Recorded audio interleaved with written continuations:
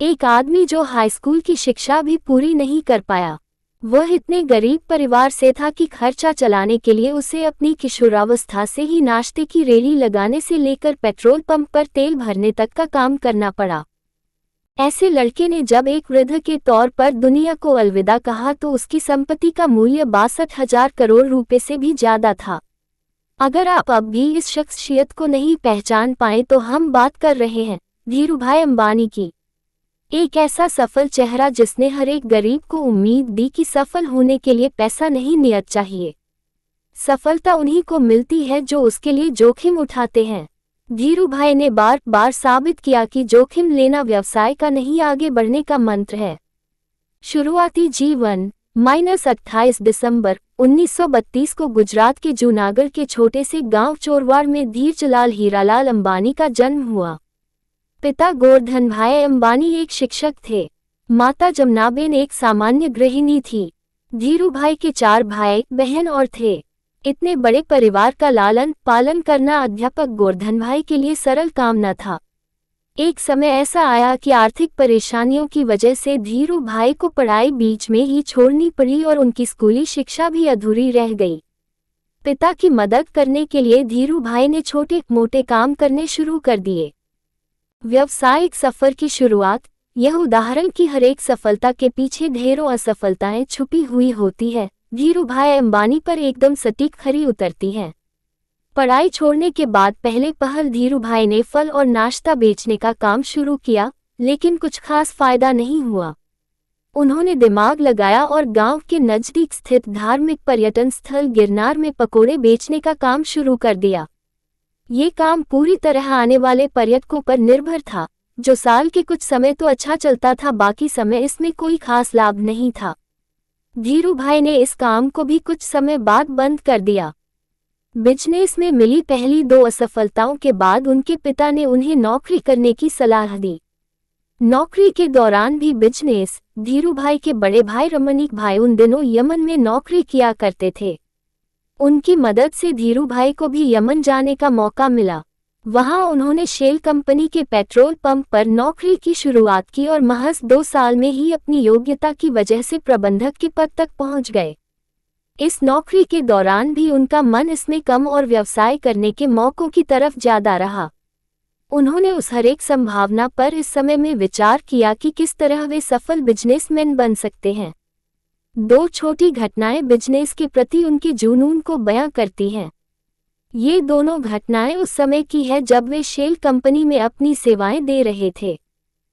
जहां वे काम करते थे, वहां काम करने वाला कर्मियों को चाय महज 25 पैसे में मिलती थी, लेकिन धीरूभाई पास ही एक बड़े होटल में चाय पीने जाते थे, जहां चाय के लिए 1 रुपया चुकाना पड़ता था।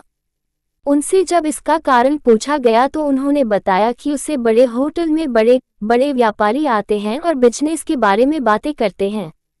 उन्हें ही सुनने जाता हूं ताकि व्यापार की बारीकियों को समझ सकूं। धीरूभाई ने अपने ही तरीके से बिजनेस मैनेजमेंट की शिक्षा ली, जिन्होंने आगे चलकर वॉटन और हार्वर्ड से पारंपरिक तरीके से डिग्री लेने वाले को नौकरी पर रखा। इसी तरह दूसरी घटना उनकी पारखी नज़र और अवसर भुनाने की क्षमता की ओर इशारा करती है। हुआ यूं कि उन दिनों में यमन में चांदी के सिक्कों का प्रचलन था। धीरूभाई को एहसास हुआ कि इन सिक्कों की चांदी का मूल्य सिक्कों के मूल्य से ज्यादा है और उन्होंने लंदन की एक कंपनी को इन सिक्कों को गलाकर आपूर्ति करनी शुरू कर दी। यमन की सरकार को जब तक इस बात का पता चलता वे मोटा मुनाफा कमा चुके थे। ये दोनों घटनाएं इशारा कर रही थी कि धीरूभाई अंबानी के पास एक सफल बिजनेसमैन बनने के सारे गुण हैं। चुनौतियां और सफलता। यमन में धीरूभाई का समय बीत रहा था कि वहां आज़ादी के लिए लड़ाई शुरू हो गई और ढेरों भारतीयों को यमन छोड़ना पड़ा। इस परेशानी के आलम में धीरूभाई को भी यमन छोड़ना पड़ा। ईश्वर ने एक सफल बिजनेसमैन बनाने के लिए परिस्थितियां गढ़नी शुरू कर दी। इस नौकरी के चले जाने के बाद उन्होंने नौकरी की जगह बिजनेस करने का निर्णय लिया, लेकिन व्यवसाय शुरू करने के लिए पैसों की जरूरत थी। धीरूभाई के पास निवेश के लिए बड़ी रकम नहीं थी, इसलिए उन्होंने अपने मामा त्रयंबकलाल दामानी के साथ मसालों और शक्कर के व्यापार की शुरुआत की। यहीं पर रिलायंस कमर्शियल कॉरपोरेशन की नींव पड़ी। इसके बाद रिलायंस ने सूत के कारोबार में प्रवेश किया। यहाँ भी सफलता ने धीरू भाई के कदम चूमे और जल्दी ही वे बॉम्बे सूत व्यापारी संघ के कर्ता रता बन गए। ये बिजनेस जोखिमों से भरा हुआ था और उनके मामा को जोखिम पसंद नहीं था, इसलिए जल्दी ही दोनों के रास्ते अलग हो गए। इससे रिलायंस पर कोई खास फर्क नहीं पड़ा और 1966 में रिलायंस टेक्सटाइल्स अस्तित्व में आया। इसी साल रिलायंस ने अहमदाबाद के नरोदा में टेक्सटाइल मिल की स्थापना की।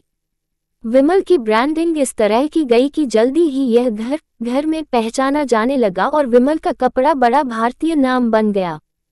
विमल दरअसल उनके बड़े भाई रमणीक लाल के बेटे का नाम था। इन्हीं सब संघर्षों के बीच उनका विवाह कोकिलाबेन से हुआ, जिनसे उन्हें 2 बेटे मुकेश और अनिल तथा 2 बेटियां दीप्ति और नीना हुई। उन्होंने इसके बाद कभी पीछे मुड़कर नहीं देखा और रिलायंस कपड़े के साथ ही पेट्रोलियम और दूरसंचार जैसी कंपनियों के साथ भारत की सबसे बड़ी कंपनी बन गई। इन सब के बीच धीरूभाई अंबानी पर सरकार की नीतियों को प्रभावित करने और नीतियों की कमियों से लाभ कमाने के आरोप भी लगते रहे। उनके और नुस्ली वाडिया के बीच होने वाले बिजनेस घमासान पर भी बहुत कुछ लिखा गया। उनके जीवन से प्रेरित एक फिल्म गुरु बनाई गई, जिसमें अभिषेक बच्चन ने उनकी भूमिका का निर्वाह किया। लगातार बढ़ते बिजनेस के बीच उनका स्वास्थ्य खराब हुआ और 6 जुलाई 2002 को उनकी मृत्यु हो गई। मृत्यु के बाद उनके काम को बड़े बेटे मुकेश अंबानी ने संभाला।